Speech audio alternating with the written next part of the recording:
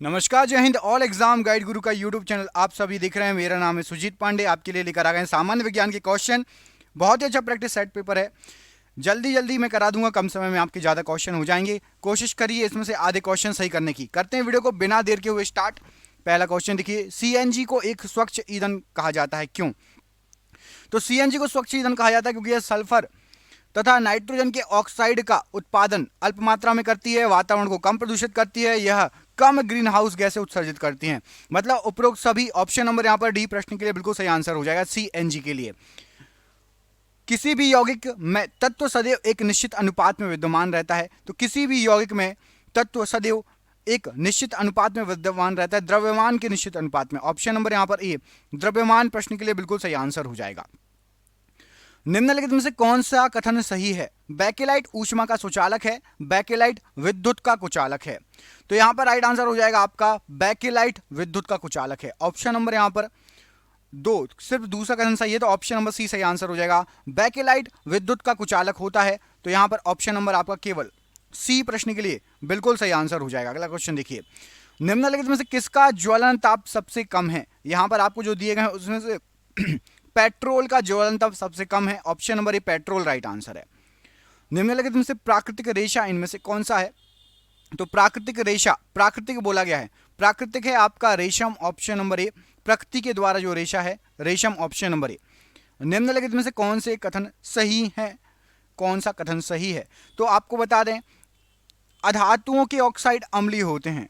Option number B ये सही है, अधातुओं के ऑक्साइड अम्लीय होते हैं। बाकी तीनों कथन गलत है। अधातुओं के ऑक्साइड अम्लीय होते हैं। निम्नलिखित में से कौन सा कथन सही है? यहां पर आपको कुछ कथन दिए गए हैं। तो तांबा तथा प्लेटिनम ये तन्य होती हैं। ऑप्शन नंबर सी पर लिखा हुआ है तांबा और प्लेटिनम तन्य होते हैं। केवल आपका ये कथन सही है, बाकी तीनों कथन गलत हैं। तांबा और प्लेटिनम तन्य होते हैं। ऑक्सीजन अणु डैश है, तो ऑक्सीजन अणु ये द्विपरमाणुक अणु कहलाता है। यहां पर ऑप्शन नंबर बी द्विपरमाणुक अणु राइट आंसर हो जाएगा। निम्नलिखित में से कौन सा कथन सही है या कौन से कथन सही है? तो यहां पर आपको जो ऑप्शन दिए गए हैं, अम्ल स्वाद में खट्टे होते हैं और H+ आयन देते हैं। पहला वाला कथन बिल्कुल सही है, अम्ल स्वाद में खट्टे होते हैं, H+ आयन देते हैं। और उसके बाद तीसरा कथन सही है, क्षार स्वाद में कड़वे होते हैं और OH- आयन देते हैं। तो पहला और तीसरा सही है। तो ऑप्शन नंबर सी सही आंसर हो जाएगा आपका। केवल 1 और 3, अम्ल स्वाद में खट्टे होते हैं, क्षार स्वाद में कड़वे होते हैं। अम्ल H+ आयन देते हैं, क्षार OH- आयन देते हैं।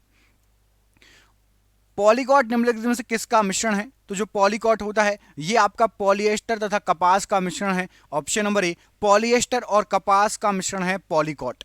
अगला क्वेश्चन देखिए, निम्नलिखित में से कौन सा अक्षय प्राकृतिक संसाधन है? तो अक्षय प्राकृतिक संसाधन यहां पर आपको जो ऑप्शन दिए गए हैं राइट आंसर हो जाएगा वायु।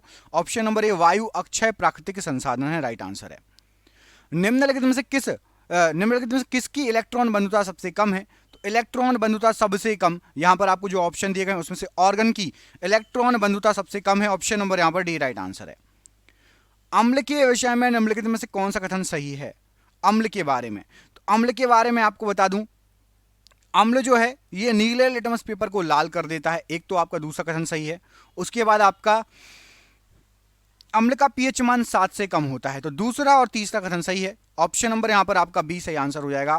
कथन नंबर 2, कथन नंबर 3 अम्ल के बारे में बिल्कुल राइट आंसर है। वे नीले लिटमस पेपर को लाल कर देते हैं और उनका पीएच मान 7 से कम होता है। ये याद रखना आप, ये क्वेश्चन आपको एग्जाम में आ सकता है। सोडियम कार्बोनेट का दूसरा नाम क्या है? तो सोडियम कार्बोनेट को धोने का सोडा भी कहा जाता है। ऑप्शन नंबर यहां पर भी धोने का सोडा राइट आंसर हो जाएगा। पर पदार्थ के परमाणु सिद्धांत को किसने प्रतिपादित किया था? तो पदार्थ का परमाणु सिद्धांत डाल्टन के द्वारा प्रतिपादित किया गया था। ऑप्शन नंबर यहां पर भी डाल्टन प्रश्न के लिए बिल्कुल सही आंसर हो जाएगा। निम्नलिखित में से कौन सा या कौन से कथन सही हैं? यहां पर आपको जो ऑप्शन में दिए गए हैं उसमें से आपका क्षार स्पर्श में साबुन की तरह होते हैं, ये सही है। और क्षार OH- आयन देते हैं, OH- आयन देते हैं, ये भी सही है। तो कथन नंबर 1 और कथन नंबर 2 सही है। तो यहां पर आपका ऑप्शन नंबर ए सही आंसर हो जाएगा। कथन 1 और 2 सही है कि क्षार जो होते हैं स्पर्श में साबुन की तरह होते हैं और क्षार OH- आयन देते हैं। Option number A right answer हो जाएगा, 1 और 2।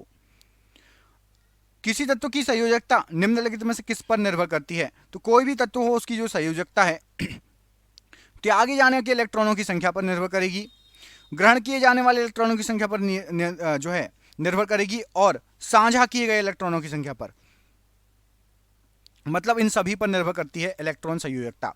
कितने इलेक्ट्रॉन त्याग रहा है, कितने ग्रहण कर रहा है, कितने साझा कर रहा है। ऑप्शन नंबर यहां पर डी राइट आंसर हो जाएगा प्रश्न के लिए। समस्थानिकों में क्या समान होते हैं?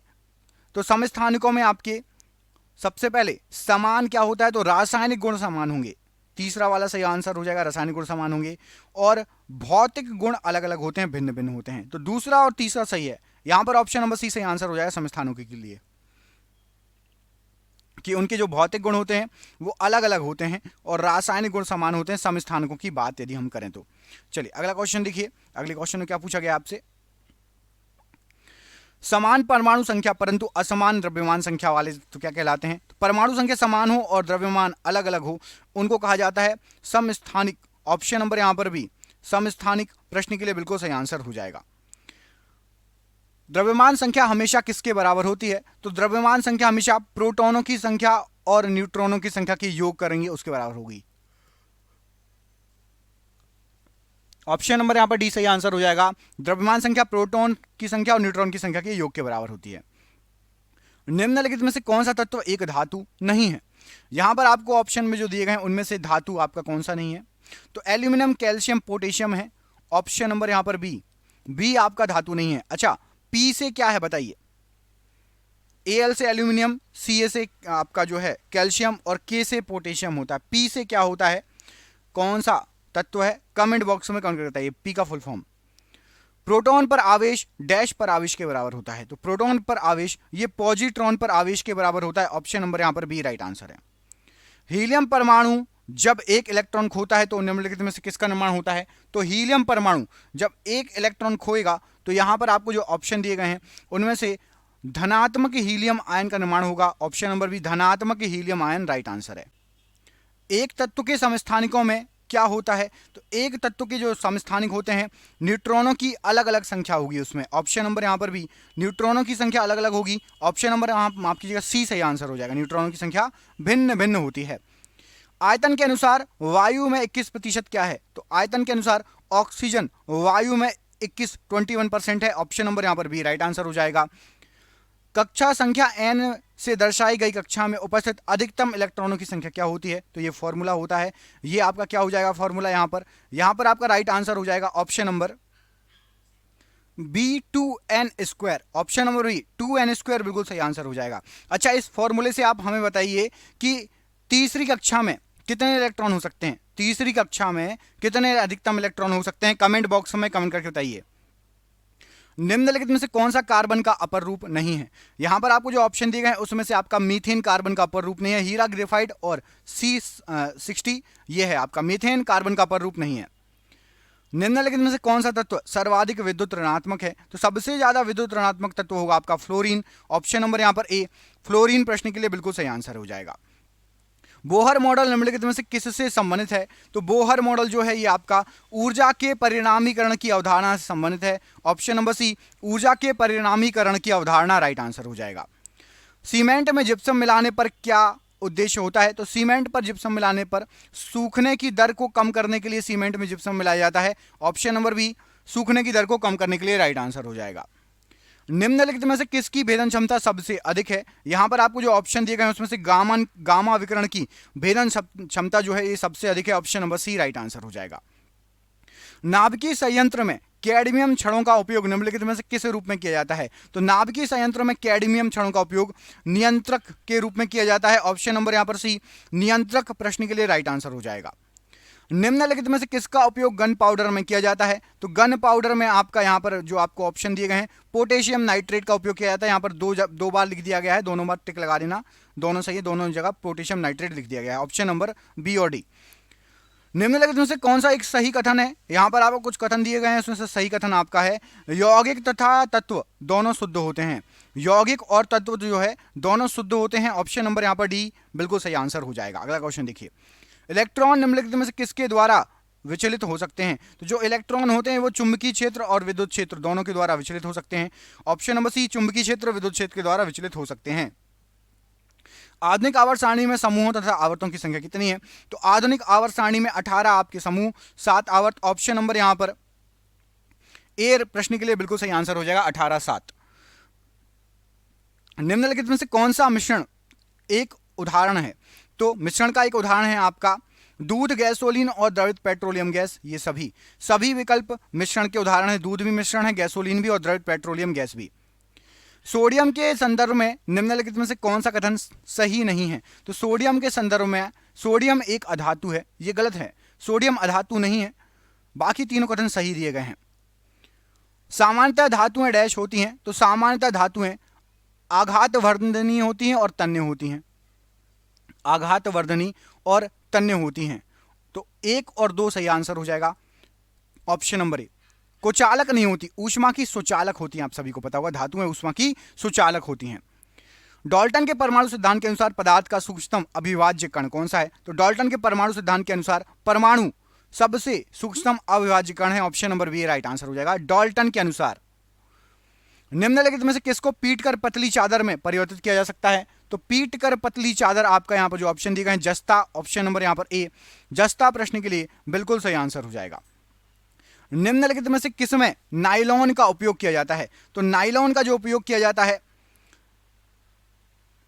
स्लीपिंग बैग, पैराशूट और दांत साफ करने वाले ब्रश, इन सभी में नायलॉन का यूज होता है। ऑप्शन नंबर यहां पर डी सही आंसर हो जाएगा। निम्नलिखित में से कौन सा एक न्यूक्लियॉन नहीं है? तो यहां पर आपको जो ऑप्शन दिए गए हैं उसमें से इलेक्ट्रॉन एक न्यूक्लियॉन नहीं है। प्रोटॉन और न्यूट्रॉन न्यूक्लियॉन है, नाभिक में पाए जाते हैं। इलेक्ट्रॉन न्यूक्लियॉन नहीं है। बेकिंग सोडा का प्रयोग डैश में होता है? तो जो बेकिंग सोडा है उसका प्रयोग होता है आपका बेकिंग पाउडर बनाने में, सोडा अम्ल अग्निशामन मतलब फायर एक्सटिंग्विशर बनाने में, और पेट में अम्ल की अधिकता को उदासीन करने में। सभी विकल्प सही हैं, तो यहां पर आपका ऑप्शन नंबर डी सभी विकल्प सही हैं प्रश्न के लिए बिल्कुल सही आंसर हो जाएगा। निम्नलिखित में से कौन सा थर्मोप्लास्टिक का उदाहरण है? तो थर्मोप्लास्टिक का उदाहरण है आपका पीवीसी। ऑप्शन नंबर यहां पर सी पीवीसी एक थर्मोप्लास्टिक का उदाहरण है, राइट आंसर हो जाएगा। निम्नलिखित में से किसकी इलेक्ट्रॉन बंधुता सर्वाधिक होगी? तो यहां पर आपको जो ऑप्शन दिए गए उसमें से क्लोरीन की इलेक्ट्रॉन बंधुता सबसे अधिक होगी। ऑप्शन नंबर यहां पर ए राइट आंसर हो जाएगा। परमाणु त्रिज्या को सामान्यतः किस इकाई में मापा जाता है? तो जो परमाणु त्रिज्या है इसको एंगस्ट्रम में मापा जाता है। Option number C angstrom right answer हो जाएगा। यदि एक परमाणु की परमाणु संख्या 10 तथा द्रव्यमान 23 है तो परमाणु में प्रोटॉनों और न्यूट्रॉनों की संख्या बताइए। परमाणु संख्या 10, द्रव्यमान 23, तो 10 प्रोटॉन और 13 न्यूट्रॉन। ऑप्शन नंबर यहां पर डी 10 प्रोटॉन और 13 न्यूट्रॉन राइट आंसर हो जाएगा। अगला क्वेश्चन देखिए, खाना बनाते समय यदि बर्तन की तली बाहर से काली हो रही है, इसका अर्थ क्या है? तो यदि बर्तन की तली बाहर से काली हो रही है इसका मतलब ईंधन पूरी तरीके से नहीं जल रहा है। ऑप्शन नंबर यहां पर भी ईंधन पूरी तरीके से नहीं जल रहा है, राइट आंसर है। एक न्यूट्रॉन पर कौन सा आवेश होता है? तो एक न्यूट्रॉन पर कोई भी आवेश नहीं होगा। ऑप्शन नंबर यहां पर सी कोई भी आवेश नहीं होगा, राइट आंसर है। निम्नलिखित में से कौन से कथन सही हैं? तो यहां पर आपको कुछ कथन दिए गए हैं, इसमें से एस्टर मृदु गंध वाले पदार्थ होते हैं, बिल्कुल सही है। और एस्टर का उपयोग इत्र बनाने में होता है, यह भी सही है। केवल 1 और 2 सही है, तीसरा गलत है। तो यहां पर आपका ऑप्शन नंबर ए सही आंसर हो जाएगा।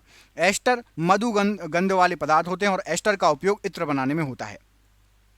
एक परमाणु डैश अष्टक प्राप्त कर सकता है। कैसे अष्टक प्राप्त कर सकता है? तो एक परमाणु इलेक्ट्रॉनों को साझा करके, इलेक्ट्रॉनों को ग्रहण करके, इलेक्ट्रॉनों को त्याग के, तीनों तरीके से अपना अष्टक पूरा कर सकता है। तो ऑप्शन नंबर यहां पर डी सही आंसर हो जाएगा, सभी प्रकार से राइट आंसर हो जाएगा। संतृप्त कार्बन यौगिक किस प्रकार की श्रृंखला संरचना बना सकते हैं? तो संतृप्त कार्बन यौगिक ये सीधी श्रृंखला और शाखित श्रृंखला दोनों बना सकते हैं। ऑप्शन नंबर यहां पर डी दोनों राइट आंसर हो जाएगा प्रश्न के लिए। निम्नलिखित में से कौन सा कथन संश्लेषित रेशों के संदर्भ में सत्य है? ये आग लगने पर पिघल जाते हैं, ये अधिक टिकाऊ होते हैं, ये पेट्रो रसायनों का उपयोग करके विविध प्रक्रमों द्वारा तैयार किए जाते हैं। संश्लेषित रेशे, तो संश्लेषित रेशे ये सभी आपके सही आंसर हो जाएंगे। आग लगने पर पिघल जाते हैं, टिकाऊ भी होते हैं और पेट्रो रसायनों का उपयोग करके तैयार किए जाते हैं। निम्नलिखित में से कौन से उत्पाद कोयले से प्राप्त किए जाते हैं? तो कोयले से आपके कोक भी प्राप्त होता है, तारकोल भी और कोयला गैस, ये सभी आप प्राप्त कर सकते हैं कोयले के द्वारा। ऑप्शन नंबर डी यहां पर राइट आंसर है। रदरफोर्ड के अनुसार नाभिक की त्रिज्या परमाणु की त्रिज्या की कितने गुनी होनी चाहिए लगभग? तो नाभिक की त्रिज्या परमाणु की त्रिज्या की लगभग, ऑप्शन नंबर बी 10 के ऊपर 5 की घात गुना छोटी, 10 के ऊपर 5 की घात गुना छोटी। प्रश्न के लिए बिल्कुल सही आंसर हो जाएगा ऑप्शन नंबर बी। अगला क्वेश्चन देखिए, अगले क्वेश्चन में आपसे पूछा गया है आयनिक यौगिकों के इनमें से क्या सत्य है। तो जो आयनिक यौगिक होते हैं वो उनका जो क्वथनांक होता है वो उच्च होता है, गलनांक भी उच्च होता है और विलयन विद्युत के चालक होते हैं। तो आयनिक यौगिकों के बारे में ये सभी सही है, क्वथनांक भी उच्च, गलनांक भी उच्च और विलयन विद्युत के चालक होते हैं। उपरोक्त सभी आंसर सही आंसर है। निम्नलिखित में से कौन सा कथन सही है। यहां पर आपको कुछ कथन दिए गए हैं कि धातुओं के ऑक्साइड सामान्यतः क्षारीय होते हैं, बिल्कुल सही है ये। अधातुओं के ऑक्साइड सामान्यतः अम्लीय होते हैं, ये भी बिल्कुल सही है। 1 और 2 सही हैं, बाकी आपके गलत हैं। तो ऑप्शन नंबर यहां पर ए सही आंसर हो जाएगा। केवल 1 और 2 धातुओं के ऑक्साइड आपके क्षारीय होते हैं और अधातुओं के ऑक्साइड आपके अम्लीय होते हैं। तो केवल 1 और केवल 2 प्रश्न के लिए बिल्कुल सही आंसर हो जाएगा। अगला क्वेश्चन देखिए, इसमें क्या पूछा गया आपसे, निम्नलिखित में से कौन सा एक समांगी मिश्रण है। तो यहां पर आपको जो ऑप्शन दिए गए हैं इसमें से मिश्र धातु ये समांगी मिश्रण का उदाहरण है। ऑप्शन नंबर यहां पर डी राइट आंसर हो जाएगा। आधुनिक आवर्त सारणी में किसी समूह के ऊपर से नीचे जाने पर, तो आधुनिक आवर्त सारणी में किसी समूह के ऊपर से नीचे जाएंगे तो परमाणु का आकार बढ़ता है। ऑप्शन नंबर ए परमाणु का आकार बढ़ता है प्रश्न के लिए राइट आंसर हो जाएगा। अगला क्वेश्चन देखिए और आज का आखिरी क्वेश्चन है ये आपका। इसमें पूछा गया है आपसे कि निम्नलिखित में से कौन एक यौगिक नहीं है। तो यहां पर आपको जो ऑप्शन दिए गए हैं उनमें से दूध एक यौगिक नहीं है। ऑप्शन नंबर बी दूध एक यौगिक की श्रेणी में नहीं आता है। आपके लिए सरप्राइज क्वेश्चन, आपको कमेंट करके बताना है ओजोन का रासायनिक सूत्र क्या होता है। ओजोन का रासायनिक सूत्र क्या होता है, इस प्रश्न का आंसर आप कमेंट बॉक्स में कमेंट करके बताएंगे। दोस्तों वीडियो यदि अच्छा लगा हो तो प्लीज़ वीडियो को लाइक कीजिएगा। चैनल पर पहली बार आए हैं चैनल को सब्सक्राइब जरूर कर लेना। हम मिलेंगे आपसे अगले वीडियो में, अपना ख्याल रखिए। आप सभी का बहुत बहुत धन्यवाद दोस्तों, आपका दिन शुभ हो। बहुत बहुत धन्यवाद।